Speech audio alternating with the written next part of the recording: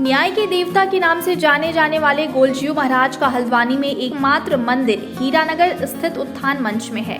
यहाँ नैनीताल जिले और आसपास के जिलों से लोग न्याय की गुहार लगाने उनके दरबार में पहुँचते हैं। वैसे तो प्रत्येक वर्ष गोलजियू महाराज को पूजते हुए उनकी आरती और जागर आयोजित की जाती है, लेकिन इस साल पहली बार हल्द्वानी में गोलजियू महाराज का ध्वज स्थापित किया जा रहा है। इसको स्थानीय तौर पर भक्ति ध्वज के नाम से जाना जाता है। इसको लेकर क्षेत्रीय लोगों में काफी उत्साह देखने को मिला। विधि विधान से पुजारी ने ध्वज स्थापना का कार्यक्रम आयोजित किया। इस दौरान महिलाओं ने भगवान के दरबार में भजन कीर्तन किए। इसके बाद व्यास डॉक्टर चंद्रबल्लभ बेलवाल ने गोलजियू की कथा की शुरुआत की। इस हल्द्वानी नगर में ही का लोकल निवासी हूँ। यहाँ पर हमारे हल्द्वानी नगर के इस उत्थान मंच में गोल्लदेव भगवान की यहाँ पर स्थापना की गई है, जो भगवान हमारे इस कुमाऊं मंडल में प्राचीन काल से ही पूजे जाते हैं, जिनकी बड़ी महात्मा है, जिनका बड़ा महात्म्य है और जो देवताओं की कोटि में इनको गिना जाता है, महापुरुषों के रूप में इनको माना जाता है। एक बार की बात है, एक हालराय नाम के राजा थे, उनका कोई संतान नहीं हुई। उनकी 7 शादियां पहले हुई थी, परंतु कोई संतान उनको प्राप्त नहीं हुई। तब राजा ने सोचा कि मेरे बाद इस राज्य को चलाने वाला कौन होगा। इस विषय में सोच करके राजा बड़े चिंतित हुए। जब उनको वृद्धावस्था आई तो बड़ी चिंता में पड़ गए। चिंताग्रस्त होने के साथ साथ उन्होंने अपने राज पुरोहित से और अपने धर्म जो गुरु लोग हैं उनसे पूछा कि क्या उपाय किया जाए। तो निष्कर्ष निकला कि राजा को तपस्या करनी चाहिए। उन्होंने भगवान विभांडेश्वर, एक जगह है हमारे कुमाऊं मंडल में, अल्मोड़ा जिले के द्वाराहाट से आगे जाकर के विभांडेश्वर, जो नागार्जुन पर्वत के तलहटी में सुरभि नदी के किनारे पर बसा हुआ बहुत ही सुंदर तीर्थ है। उस परम पवित्रतम तीर्थ का महात्म्य लेते हुए वहाँ पर राजा को बताया गया कि तुम्हें वहाँ तपस्या करनी चाहिए। उन्होंने भगवान विभांडेश्वर की तपस्या की और उनकी कृपा से, महादेव की कृपा से, उनके ही अंश रूप में उन राजा हालराय के घर में वो 8वीं रानी से संतान के रूप में पुत्र की प्राप्ति हुई। वह एक विचित्र प्रकार के पुत्र हुए।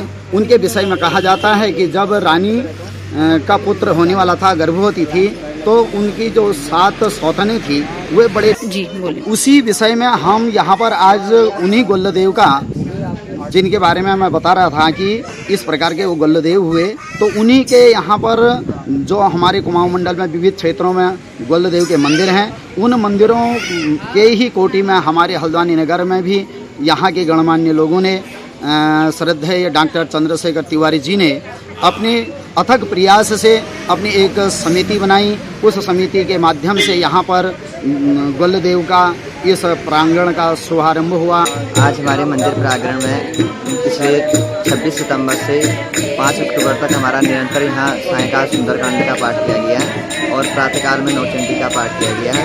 और आज एकादशी के दिन पहले हमारे सतीश कविदयाल भैया जी द्वारा यहाँ मंदिर प्रांगण में एक ध्वजा 40 फीट की ध्वजा लगाई गई है और उसमें 11 फीट की ध्वज का आरोहण करना है, जिसके आज शुभारंभ किया जाएगा ध्वजा का। उसके पश्चात हमारे डॉक्टर चंद्रबल्लभ बेलवाल जी के मुखारबिंद से गोलजी महाराज की कथा दी जाएगी। तत्पश्चात हमारा गोलजी महाराज की जो हमारे कुमाऊं कल्चर में आए अपने गोलजी महाराज की जागर का आयोजन किया गया है और कल प्रातःकाल में हवन, तत्पश्चात हमारा भंडारे का कार्यक्रम है। ये हमारे जो संस्थान उत्थान मंच पर सांस्कृतिक उत्थान मंच होता है, उसमें हमारे डॉक्टर चंद्रशेखर तिवारी जी हो गए, हमारे संरक्षण भुवन चंद्र जोशी जी हो गए और हमारे जो अन्य भक्तजन हो गया, संस्थान के हमारे अन्य कार्यकर्ता हो गए, उनके सहमति एवं उनके सहयोग के द्वारा कार्यक्रम आयोजित किया। क्योंकि हमारे गुरुजी यहाँ पर पूरे उत्तराखंड में कहिए और पूरी तरह से न्याय के देवता माने जाते हैं। लोग यहाँ अपने तरह से अपने समस्या रखते जाते हैं और कुछ दिन में पूरी होने पर फिर यहाँ पर प्रसाद कराते हैं। तो ये प्रथा काफ़ी पुरानी है। श्री गोलजू यहाँ के राजा भी माने जाते हैं और माओ क्षेत्र में उनका बहुत बड़ा प्रभाव है। जगह जगह गोलजू के मंदिर मिलेंगे आपको और लोगों की वहाँ पर प्रार्थना पत्र लिखे हुए मिलेंगे, जिसमें वो अपनी अपनी बातों के लिए अपने लिए न्याय मांगते हैं।